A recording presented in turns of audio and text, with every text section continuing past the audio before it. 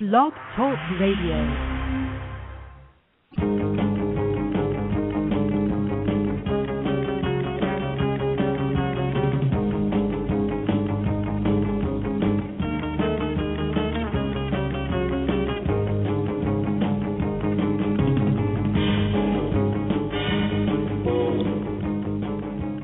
Hello, and welcome to another episode of Batcave, a series of fast-paced 30-minute political shows aimed at opening the eyes of America to what is currently taking place in our country. I'm your host, Batmobile, and our guest today will be director, writer, and producer of the new Sarah Palin documentary film, The Undefeated, Mr. Stephen K. Bannon, who will be talking to us about his career as a documentary filmmaker, his political influences, and what inspired him to make The Undefeated. Welcome to the show, Stephen. It's nice to meet you. Thanks for having me on. Great. Now, can you tell us a little about your career as a documentary filmmaker, how you got started, and some of your films that you've done so far? Well, I'd financed companies and films in intellectual property for years at Goldman Sachs, and then my own firm in Beverly Hills. We had a boutique that specialized in it, and I financed a bunch of films and distribution companies and really learned the business. We did a lot of bankruptcy work, and I decided at the age of 50 that I wanted to write and direct, and I took a book called Reagan's War, which is a big award-winning book by Peter Schweitzer about Ronald Reagan and the Cold War, and I decided to tell the story of our war against Islamic fascism through President Reagan's victory in the Cold War. That film was In the Face of Evil. It won a bunch of awards. It was best film at all the big prestigious conservative film festivals at the time, and we sold a ton of DVDs and put it in theaters and made some money. And so I went on and did a film a couple of years ago called Generation Zero about the financial collapse, and then ended up doing the Tea Party trilogy. So I've been very fortunate to pick top that interest me, and the films have kind of worked. Audiences have liked them. They sold a lot of DVDs and allowed me to kind of continue on and make films. So at the age of 50, I decided to take this on, and it's been an interesting ride. That's great. Now, who were your influences politically? You mentioned Ronald Reagan. Was there anybody else that influenced you? Well, as a very young, 57. So, I grew up in the South in Richmond, and a big influence me as a young kid was John Kennedy, because he was a Catholic, and I was a young Catholic, and Kennedy was a naval officer, and I eventually became a naval officer. So he was kind of my idol, as many young Catholic guys that love Notre Dame football and Jack Kennedy. But as I got older and got into the military, into the service, Ronald Reagan became a real touchstone for me. He's a guy that I just think the world of. I'm actually the official filmmaker for his 100th birthday at the Reagan Ranch Study Center, and I've done two films on President Reagan. One is In the Face of Evil, and the other one is Still Point in a Turning World. So he's probably, I would say, my biggest American political influence, along with Jack Kennedy when I was younger. Clearly I'm a conservative, so people like Edmund Burke and folks like that, but it's really Ronald Reagan. Excellent. So what inspired you to make The Undefeated? I had gotten tired of, when I made Generation Zero, which is really about the people age 30 and younger who are being wiped out in this current financial debacle we've got going on. And as you can see in Washington this week, I saw the rise of the Tea Party. And, I made a film called Fire from the Heartland, which was about the rise of the Tea Party as told through the stories of Congressman Bachmann and Jenny Beth Martin and women in the Tea Party movement. And I really got tired of guys on Wall Street and in Washington, and particularly the Republican establishment, who would just continue to badmouth Governor Palin and, talk her down and mock her for a lack of intelligence. And I observed her for over a year at these Tea Party rallies, and I saw a woman not just of extraordinary charisma, but just a plain-spoken, simple conservative philosophy that was unyielding, and she could really connect with an audience. And I started doing a lot of research, and I kept hearing people mock her, and it reminded me of my research and how they mock President Reagan. President Reagan today is positioned as the Toastmaster-in-Chief or your favorite uncle, but he was absolutely vilified when he ran for office in 1976 by the Republican establishment, again in 1980 by the Republican establishment and by the liberals, and he was mocked continually when he was in office. Much the same stuff they said about Governor Palin. And so I said, this is a woman of incredible substance and incredible leadership, and I want to tell that story. And so that's why I decided to go out and make the movie.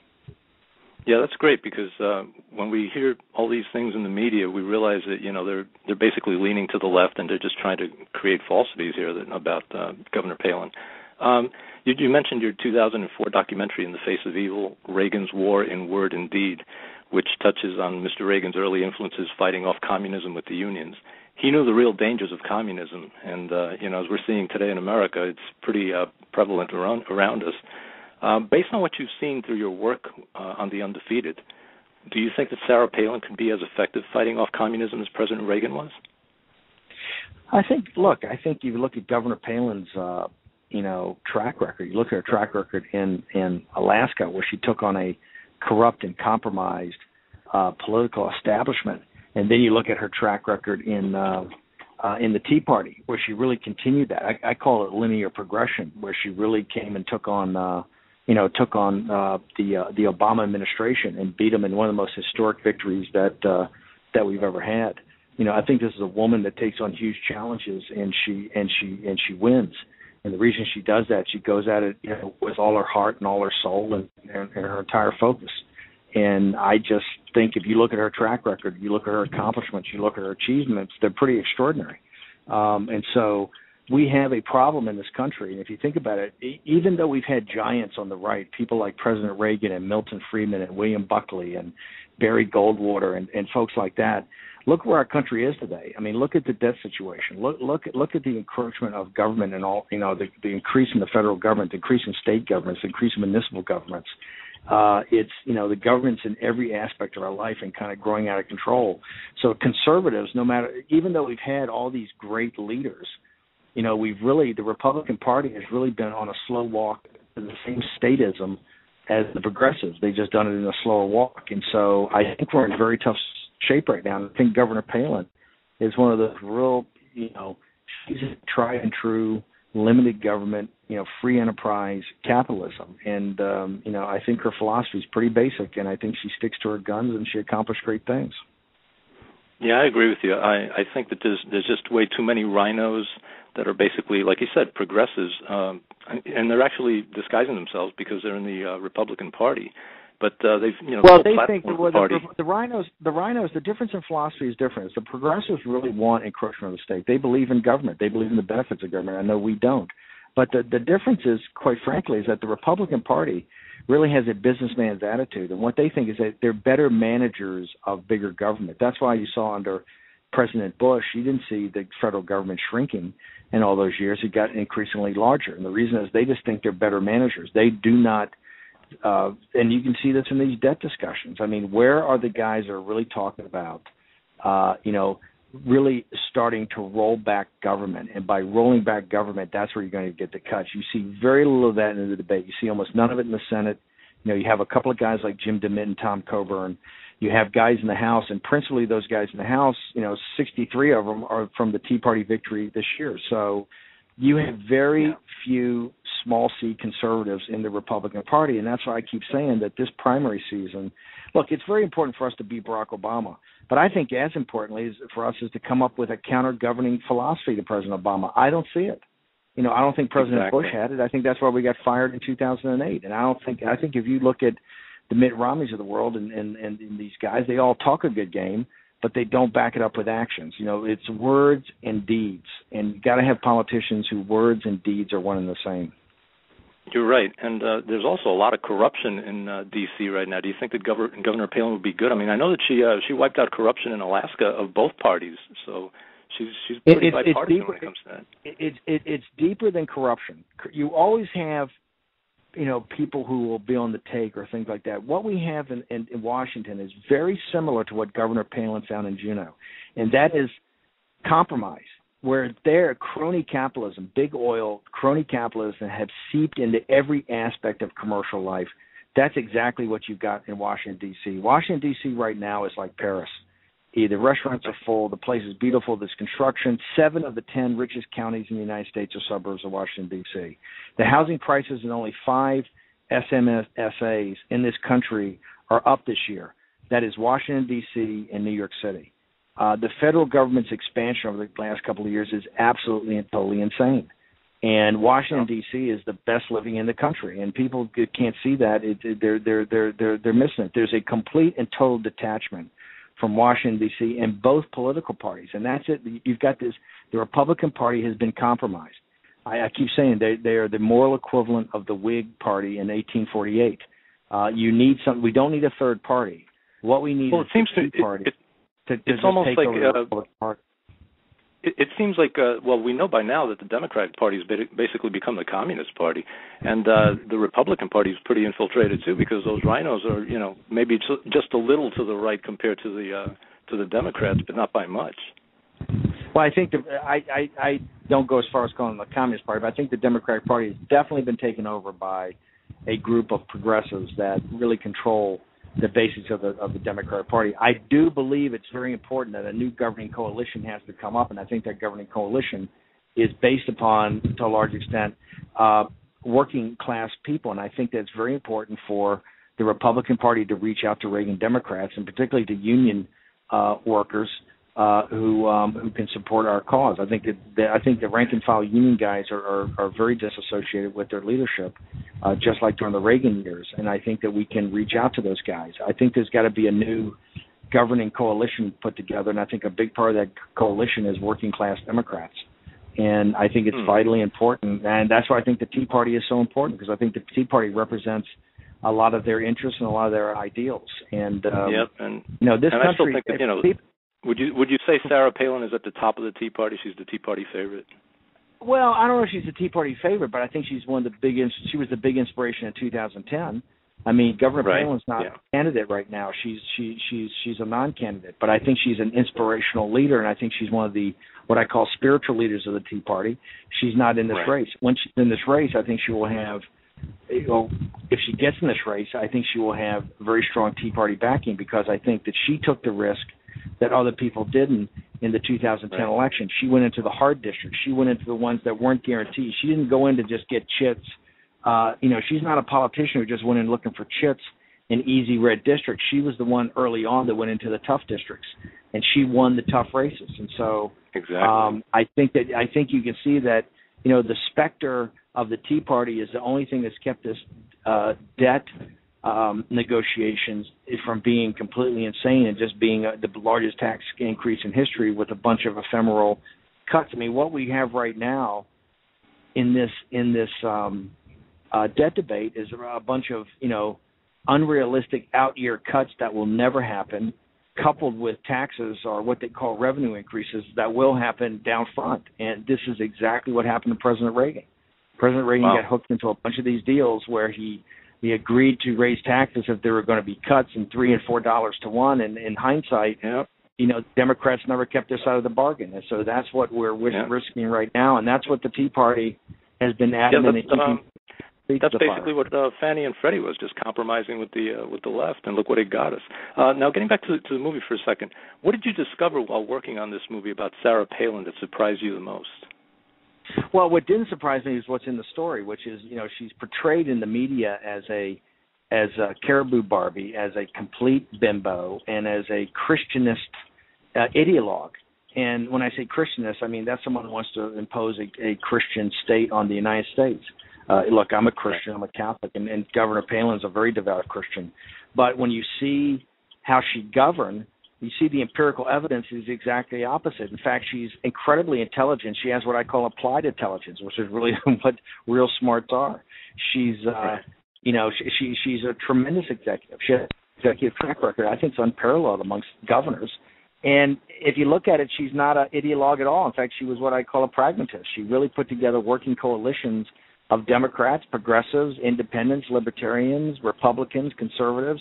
And she did that to really take on a compromised political class in a corrupt Republican Party. So she's the exact polar opposite of how it's been portrayed in the media, and that's what. And so, but I knew that going in because I had done the research. What surprised me is that her humility, and people, the left mocks me when I say that. They said, how can somebody have a reality show and is everywhere, but she's really a McLuhan-esque figure because she's really drenched in media. Her story's really been untold, and she's never told it herself because she's raised with the same values I think many of the people in your listening audience are raised by. She's raised by working class and middle class people, where you don't brag about yourself, you're not a self promoter, you're not promoting yourself, and what you see is that she's very humble. In fact, the only time I really got her on record, the only time I could find footage of her talking about her record was on the day of her resignation, where she mentions the things she had accomplished. So she's a very humble person who really doesn't brag about herself and really doesn't talk about herself. And I think in this day and time that's pretty extraordinary, given that look, if politicians had 1/10 of the track record Governor Palin had, they'd be beating you about the head and shoulders with it. If Barack Obama, as running for the presidency, had anywhere near the track record of Sarah Palin, we would have memorized it. We would have had it memorized for us, chapter and verse. Yeah. Now, you've met Governor Palin. What did she think of the movie when she saw it? I told the Palin people we were ready, and they said meet us in Phoenix on Thursday at 3:00. And I had a screening room, and at 2:59, the governor and her husband Todd showed up, and they sat down and watched the movie. This is about 5 weeks ago. And She stood up, said it blew me away. I loved it. And she went and did an interview with Greta Van Susteren and told her the same thing. And that was basically it. I know she came to Pella to the premiere, and she told Newsweek magazine the same thing, that it blew her away, and she loved it, and she wanted as many people in the country to see it as possible. So I think we nailed it.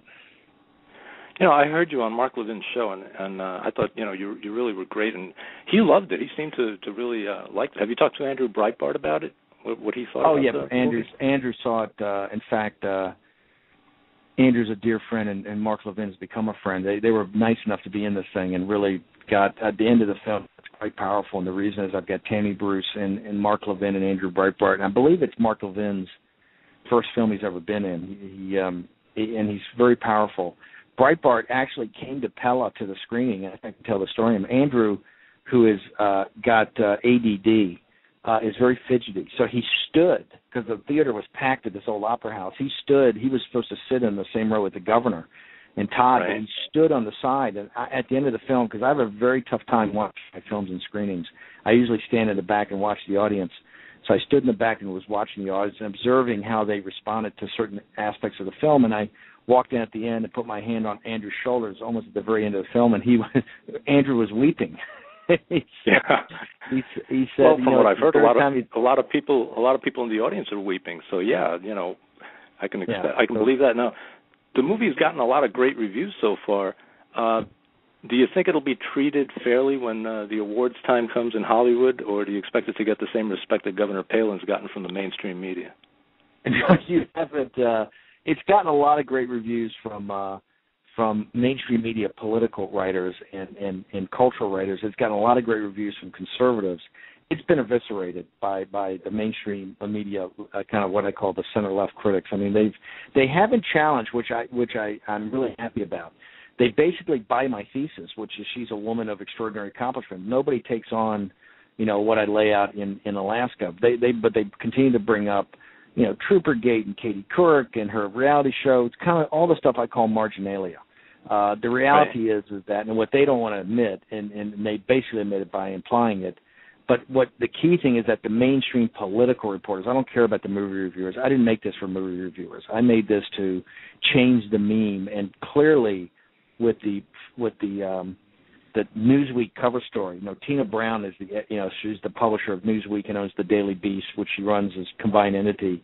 They are, she's one of the most important people in our country as far as culture goes, and really, I don't call it pop culture, but mainstream culture. She's a driver of that, and she deemed that Governor Palin would be on the cover as a cover story with the I Can Win, and inside was a very even-handed article about the movie, about what happened in Pella, and really about Governor Palin as a leader in her time in Alaska. And Peter Boyer, the writer, just did an amazing job. Of course, in the magazine that's been the most liberal, it's attacked her most viciously.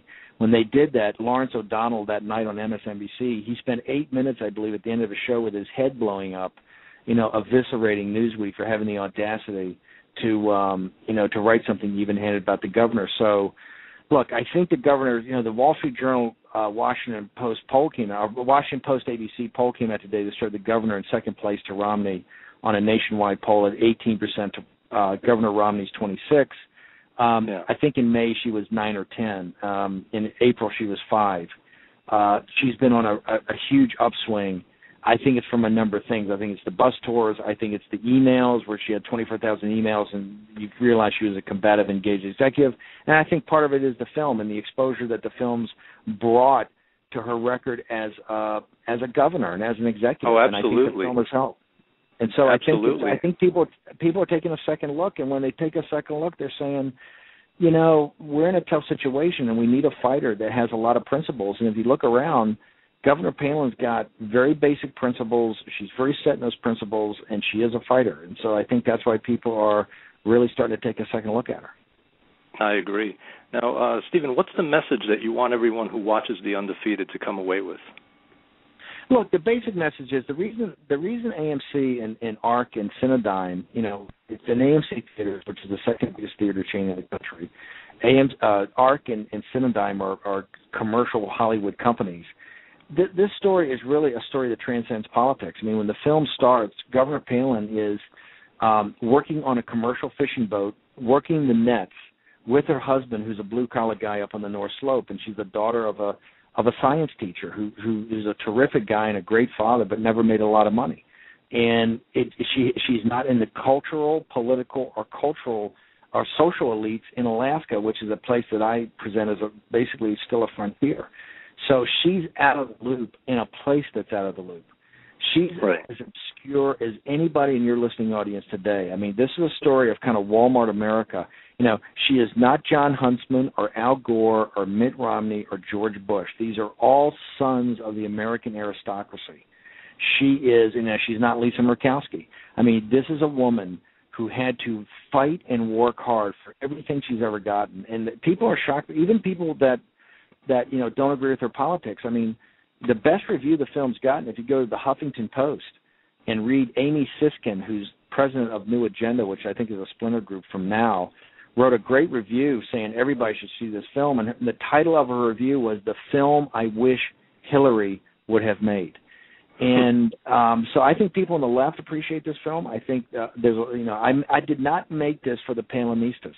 The Palinistas are very loyal to Governor Palin. They know everything about her track record, and I've gotten to meet those people over the way. I didn't know any of them until I started marketing this film. I had the great pleasure of meeting the Conservatives for Palin people, and I did meet the Conservatives for Palin when I showed some at the conference, but I just really have gotten to know them now. So Conservatives for Palin, Organized for Palin, the Volunteers for Palin, Team Sarah, all these people are extraordinary, and they're great, and they really love the governor. But they get her. They understand it. And I did not make the movie for them. I made the movie for basically middle-class America who thinks she's a bimbo because the media's told them that she's a bimbo. And when you see this film, you know, Andrew Breitbart says the first thing that's going to shock you is you're going to sit there and go, oh, my God, you realize how powerful the media is. If they can make up the story they've made up about a woman of extraordinary accomplishments. Matt Lewis called her the other day one of the most influential, if not the most influential woman of the 21st century, and Mika, Brzezinski, he said that on Morning Joe, and her head caught fire.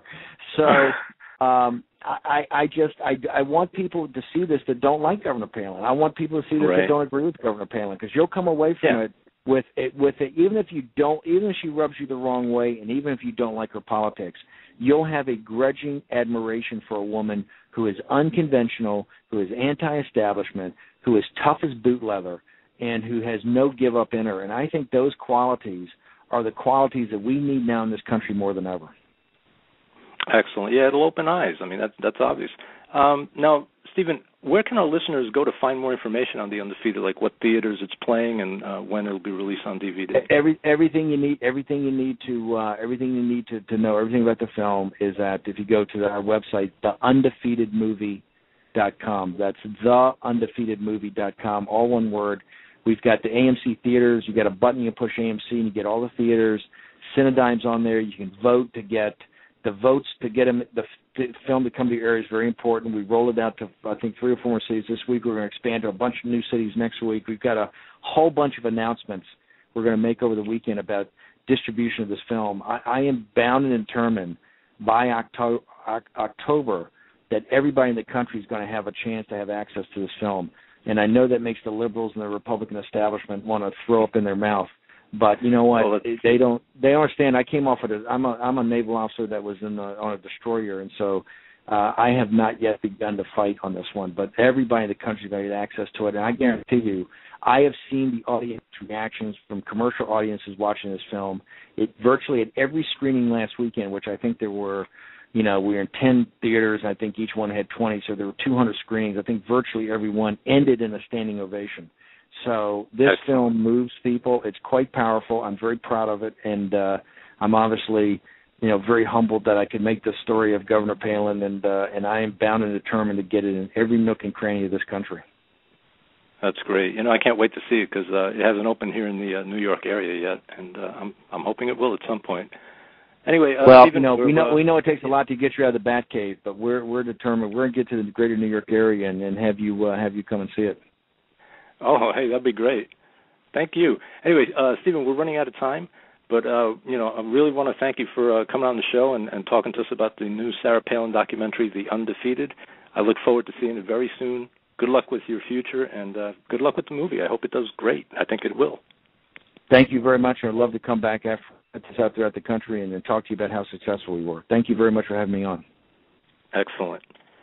Now, what I'd like the people out there to do, everybody listening to this show, not only to go watch The Undefeated, but to also bring along a friend who may still be unconvinced about Sarah Palin's qualifications to lead our country, not because she can't, but instead because they've allowed themselves to be influenced by all the media misinformation about her, rather than the truth about her record, which this movie will reveal. Open their eyes to the truth about Sarah Palin. Take them to see The Undefeated. Until next time, this is your host, Batmobile, thanking you for joining us in the Batcave. God bless.